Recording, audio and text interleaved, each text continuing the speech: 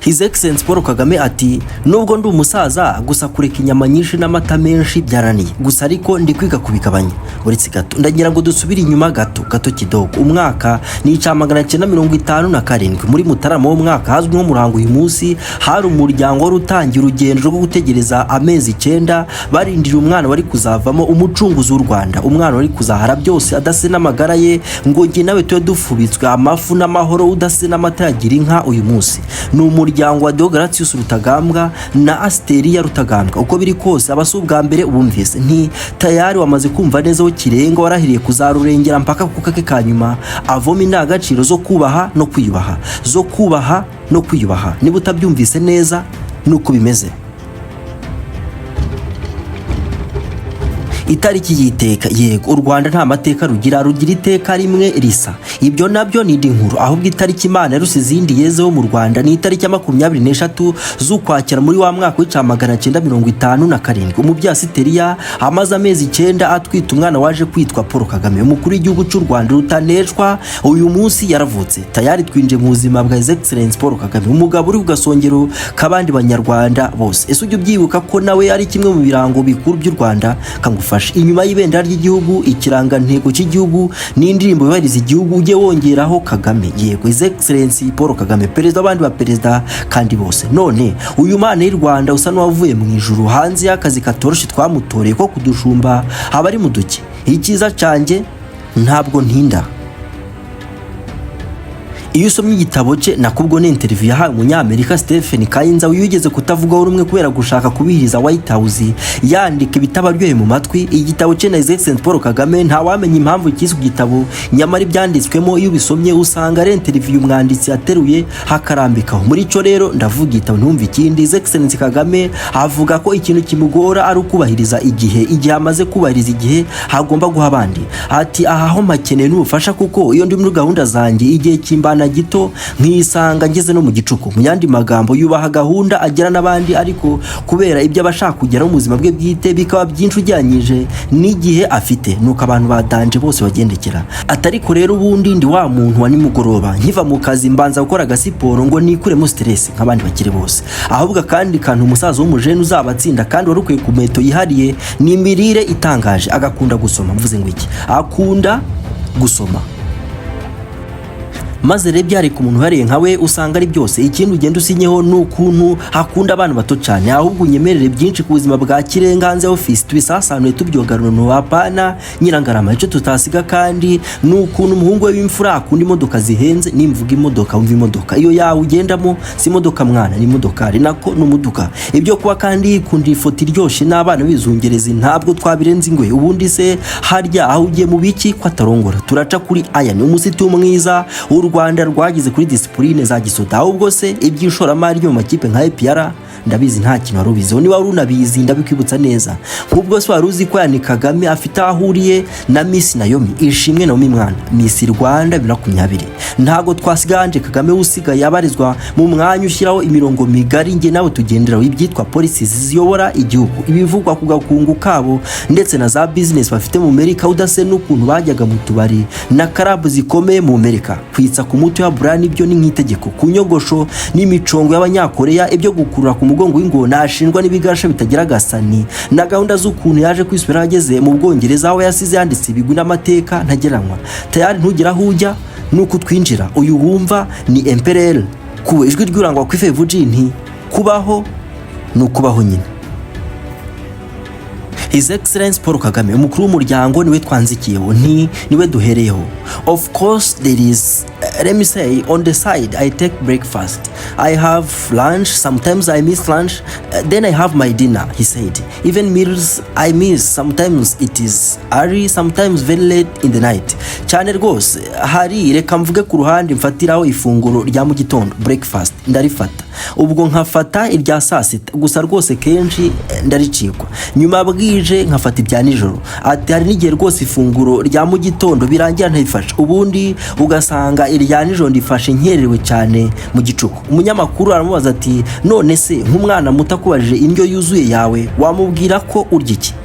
I will not be helpful to that young person because I'm a bad eater, he joked. Kagame asa n'utebye ati sha wa munyamakuru we sinkubeshye rwose pe, uwo mwana muto nta kintu yafatamo, ntacu namarira, nta nama y'imirire namuha pe kuko ndi umuryi mu bisana, mbese ati kurya byaranyije mana, akabaye akandi mbatise oya da, kandi izo zose noneho twazibandwa tuzerekezaye. Ahubwo arakomeza ati but I eat everything that people eat, I don't discriminate. Ati nge burya kandi ndya ibiryo byose bisanzwe abantu bose barya sintoranye. Long ago I used to eat a lot of meat, rice, sweet potatoes, bananas, beans and greens. Kera nakunda kurya inyama nyinshi, umuceri, ibijumba, ibitoki, ibishimbo yewe n'imboga. I take a lot of fruits, so I take so many of them and different ones. Ndya imbuto nyinshi kandi nkarya imbuto z'amoko menshi atandukanye. But as young person, if they can drink milk and get this animal protein, it gives a lot. I'm told it is associated with some issues, but I take a lot of milk. Akakumve neza wirangara. Kagame aharagize ati ariko nk'umwana muto baramutse bashoboye kunywa amata bagakuramo zijya protein, ni ukuvuga ibyubaka umubiri kuko amata abamo byinshi byafasha. Abarambwiye ngo amata nayo atera ibibazo, ariko sinkubeshye ndacyanywa amata menshi cyane rwose. Yego ku myaka yanjye ndi kwiga kubigabanya, ariko ku mwana muto hajya afata amata menshi nta kibazo. Aha katwite gato nti kaduhindura ipaje ho gato. Ikindi gice cy'ubuzima bwa Kirenganza office ni gukora imyitozo ngororamubiri, siporo cyangwa se agakina umukino wa tennis nyuma y'akazi ku mugoroba. Surinya ko kantu utumva nabi, ni nyuma y'akazi saa masaha y'akazi. Haturya kandi reba match, ariko zo zantwaye umutima kuko njye no kuzireba kuri za screen. Hayavugaga by'abekara binini cyane bya rutura byerekanirwa match za NBA, aho hari umufana ukomeye wa Steph Curry. Nyuma ya NBA indi kipe se tuvuge ko utagize match za Arsenal ya kipe itingikombe y'inzovu yuri igiti se wayibonye ja Perezida Paul Kagame kuri Arsenal ho anisiga irangi. Nk'ubwo akana kantu uzumva ibigasha byagarushutse ku mutima bigatatira u Rwanda, hariko rumuri Rwanda bimushinja ko ari n'igihe irengagizia ibindi bikomeye nko ku jenoside akora abatutsi 1994, ariko akajya kwera ijisho Arsenal. Icyo bataza baswa namange bucuruzi bwungura u Rwanda ababyisha inyuma. Ahangaha hari 2024 itariki ya 9 Mata ni kuri Emirates Stadium neza neza, iminsi ibiri nyuma yo gutangira icyumweru cy'icunamo. Ibikwereka uburyo uyu musaza hakunda imikino bya sana ntubyitiranye. W'imikino ye iba nyuma y'akazi, ni ukuvuga ko mu gihe cy'akazi si imikino biba ari business. Yewe ahubwo nyemera dukubite twihuta ku kindi gice. Ikiza nuko uyu musazi inkuru ze zose ziryoye amatwi ku buryo zitakurambira. Ikindi gice cyariye kuri we nuko ntakunda gusoma ibitabo. Agana na Stephen Kanza aragize ati ahari ubanza twari gutekereza kabiri ku byo Che Guevara yanditse mbere yo kwizera Rwanda Kabera. Ibisigura ukuntu yakurikiranaga hafi inyandiko z'urugamba. Uretse n'ibyo abazi ukuntu yaciye ku kibuga cy'indege cya Addis Ababa muri Ethiopia kandi afite imbunda na miliyoni 100, nyuma akajya ahita abasirikare be ndetse akabatoza imirwane ya gerira. Nta kabuza muhuza na sansu n'amahame y'urugamba yanditse mu ivanjiri ye y'intambara. Uyu musaza ni umusomyi, ako gasurinyeho ubundi twikomereza. Iyo urenza aho ngaho Paul Kagame avuga ko iminsi y'ikiruhuko ubu ngubu akenshi ayimara akina. Reka nsubire mu neza, ayimara atikina nahubwo akina n'abuzukuru be. Ati kiragiye abantu bashidikanyije ku buzima bwanjye ubwavuga mbere 2025 amara ukwezi atagaragara. Ati nari kumwe n'abuzukuru banjye dukina ndetse tunatembera. Ese mwamwe ibiki mushidikanya kuri Kirenga? Turi kumva yigeze kuvuga ati those are my children not drivers. Ati bariya n'abana banjye sawa umushoferi. Abasubizaga ku mpamvu yijyaniraga abana be barimo Ange Kagame ku ishuri ari umwitwari mu modoka wo kumuha umushoferi. Ibica amarenga ko yaba yanajyanaga abuzukure ku ishuri mbere 2025 ejo bundi. Abaza amateka y'urugamba nabo bazi story ye n'imfura ye Ivan ku rugamba. Urabyibutse habaye ibamba yanze gusubira muri Uganda. Sawa. Muze avuga kandi uko inzoga burya nazo azinywa. Aho yaganiraga na Stephen Kanza n'ubundi ati hariko nzinywa iyo mfite gahunda integeka kuzinywa, kandi nabwo sindenze ibirahure bibiri byonyine. Yitwa Kirenga pa. Iyo urenze uburenze bro, umfasha ubyibuka aho twahereye. Yagiraga ati mama ari wa Steria niwe wangishe gusoma, kwiyitaho no kwigira. Ibyo byanditse kuri website ya Paul Kagame. Iyi ni website ibaho ubuzima bwa Excellence Paul Kagame. Ntasaha aryamira agira, ndetse avuga ko yari inenge hakirwana no guumurongo. Ntasaha yo kurya agira, ndetse ikirenze ngo weekend ye hayimana n'umuntu nibura umwe mu muryango we. Ubwo ntumbaze nk'iyo yagiye mu Faransa niba ajyanayo umwe, aho bisaba ubundi bucukumbuzi. Ahubwo nyemerera duhindure muvuno. Ivan Icomoro Kagame. Umusore kundeshwe n'inzobe arusha abamukurikira babiri. Ni umusore ukunda imico ku buryo koko yabarizwa mu birori bitandukanye nta kabuza. Amakuru wasanisha n'abamotari avuga ko uyu mujama afite umugore babana, ariko kandi ugahita wibaza ukuntu umuzehe ukunda abuzukuru uko yajya abasha kubasura kandi baravutse badasezeranye, ugasanga imibare ntihura izamo ibihekane. Wayibara gute? Ntako irasobanye. Igitangaje n'ukuntu papa ubwe yivugiye ukuntu Ivan yanze igisirikare. Ikirenze cyane kandi nuko uyu musore yagiye mu ishuri ryacu mu Amerika ariko agasanga atabikunda, ngo yasanze hatari ibintu bye na gato, nuko atitaye ku manota meza. Jackson Dushimimana avuga ko yagiraga yegeka uwo muryango yari yinjiyemo w'igisirikare na discipline zabo atabashije, arababwira ati mwari muzi n'ikindi se tubyaranyabo. Guhakana igisirikare kwe Perezida Kagame yigeze gutangaza ko Ivan yari we mwana we wahakanye gukora igisirikare, amubwira ko atari ko ashaka kubaho ahubwo ko ashaka gushaka amafaranga, kuba umucuruzi, umushabitsi, kugira ngo azashobore gufasha barumuna be bazabahugiye muri iyo mirimo ya gisoda. Sibyo mbababwira se? Ntabwo kubaka igihugu ari ukubakisha beto n'amatafari ga, aho uri hose cubake mu buryo bwawe, nti akazi ukora kose kanoze. None erega u Rwanda niturwubaka abanyamahanga bazatugana bibere mu Rwanda. Abahanga niba tarabaswa bonge iyo bahuje dotsi basanga impamvu uyu musore igisirikare yakirebye ijisho ribi ngo ituruka ku kuntu uyu muhungu yari kumwe na se ubwo indege Habyarimana yaraswaga. Ivan wakundaga kuba ari kumwe na se yabanje kwanga gusanga nyina, arahendeza ati sinava hano ntabonye data. Bisaba ko Kirengo ari wagiye igitaraganya kuri front line nyuma yo gucikiriza umukino arebanaga n'uyu Ivan wahuzaga Senegal na Cameroon muri CAN yo mu cyamagana 1994 kugira ngo Ivan yemere kugenda. Perezida Kagame byabaye ngombwa ko havaho yari yagiye ku rugamba mu gicuku atwaye imodoka ya Range Rover itaka amatara kubera umutekano we, agera ku murindi saa 10:30 z'igitondo. Yategereje ko umwana abyuka maze amwumvisha ko nyina mutegereje, ngo nibwo Ivan yemeye kugenda, maze Kagame nawe atasubira ku rugamba ataruhutse na gato. Nyamara yari yamuzanye agira ngo amubare stress. Sinzi niba uri kumva icyo kintu. Ikiyare kirimo nuko kuntu Kagame atatubwiye yabimwumvishijemo, wasanga yaramurebye ijisho rya gisirikare umwana akikangamo. Ibyo nibyo abahanga kandi ahubwo wenda abashaka impamvu ntazi ico iyo mpamvu kuyimenya byadufasha, kuko ubuhanga bwo ni ikindi, nta muhanga utagira ibyo hanze baho. Abo rero ngo basanga uyu muhungu ashobora kuba muri izo karitsiye ariho yaba yarakuye toroma, bityo akabona igisirikare nk'ikintu gituma utabonera bawe igihe no mu gihe waba ubikeneye.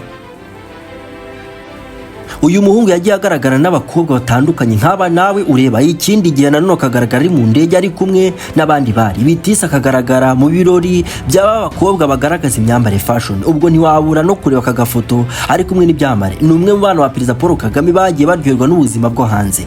Ikirenze nyuma yo gushyirwa muri RDB, ni umushoramari mu mushinga ikomeye mu Amerika, aho akora bya bindi byitwa venture capital. Aba ni babandi uva umushinga wawe maze babona uzunguka bakawushoramo we ugakura pourcentage yabo. Umva ibyo umuhungu utarongora kandi Perezida Kagame na mama babyifuza cyane. Bireka ahubwo twigire kuri Marayika Kagame, yes, Ange Kagame. Niwe mwana uzesense Paul Kagame bakumbuga nkoranyambaga, nubwo abaha kenshi nka catfish, mbese hareba byonyine nako akonsuma gusa. Aba kuri Twitter ndavuga mwamuzi hano bita kureka. Ange Kagame umuyobozi mu biro bya Perezida wa Repubulika, ibintu umuryango wakunze guhakana kubera amashuri yarataragwiza, ariko ubu ni umwe mashire mirongo ya politiki ya Kigali. Ntiwigora ubaza ingero zazo ndakwinyiza, ahubwo sinya ko ikindi cyare kuri Ange Kagame ari ukuntu kenshi yagaragaye yishimanye n'abana be ndetse akanabafasha kwiga. Ange kandi aba mu Mbuto Foundation, ibica amarenga kariwe uzayizungura kuko ni ya nyina. Akantu yariyeho niwe mwana uzesense Kagame ufite ubwene gihugu bwa Pakistan, niwe wenyine ufite ubwene gihugu bw'irindi shanga ritari u Rwanda. Ibi bituruka ko yavukiye mu Birigi Buruseli mu cyamagana 1993, nubwo nyuma y'umwaka umwe yasagaruka i Kigali hamwe n'umuryango nyuma ya jenoside yakorewe Abatutsi mu Rwanda. Katwirengagiza ibihuha byamuvuzwe we na Kizito nako Kitoko. Kuki nabitiranya se? Bose ni baki Kitoko Kizito reka da. Kitoko yamaze gushiraho umuco ndetse avuga ko batigeze bagira akantu k'urukundo, barasetsa. None se ari kuza akavuga ko yakundanye n'umugore w'undi mugabo kandi akaba umwana wa Perezida w'igihugu bakarimeneramo. Ahubwo aya ni Kagame rata, ni icyo utamukunda. Uyu mujene utuje aranakunditse bro. uretse kuba atageseka no mu ifoto ni umusiti ubarusha igihagararo iryinyo kurindi ku gikara cyinshi akura kuri nyina yego akama gacometsemo bikabereza byose abarizwa bimugaragaza nk'umusore uri sere cyane kandi witeguye gukora inshingano izarizo zose yajejwa nk'umusirikare. Ni Erixson Kagame wazamuye mu ntera bitamugoye nako urebye atabitinzemo na gato kuko nk'ubwo yasoje amashuri ye muri Royal Military mu Bwongereza ku ipeti ryasuriye tuna 2022 niryo peti yari afite ariko ashimwa manire na discipline nyinshi nuko ahitagirwa majoro 2020 na kanari nakahitagirwa presidential guard muri Republican Guard abasitiyu ayisha ngo akabakunda kubi hamagweja ngo wapi ayinya. Ubwenge bw'uyu musore rero bwegera ubwase cyane kuko nk'ubwo nawe ngo akunda gusoma amateka akarenza gukunda ikipe ya Manchester United bitandukanye na semo gake ukunda Arsenal inyuma agakina basket ikipe ya IPR nk'ikipe ishingiye ku gisirikare bivugwa ko uyu musore yaba nefitemo uruhare rugari ndetse akenshi hakorana nayo imyitozo. Ejo bundi kandi we na ekipe ye baje gutwara igikombe cya football gikinwa n'abasirikare batandukanye mu brigade y'abatandukanye. Ibyo byose bica amarenga y'uko umunsi wa Erixson Kagame ubupanze akarusho we rero anacuranga umuziki ibintu hakora mingiye ku bikoresho bitandukanye birimo na saxophone.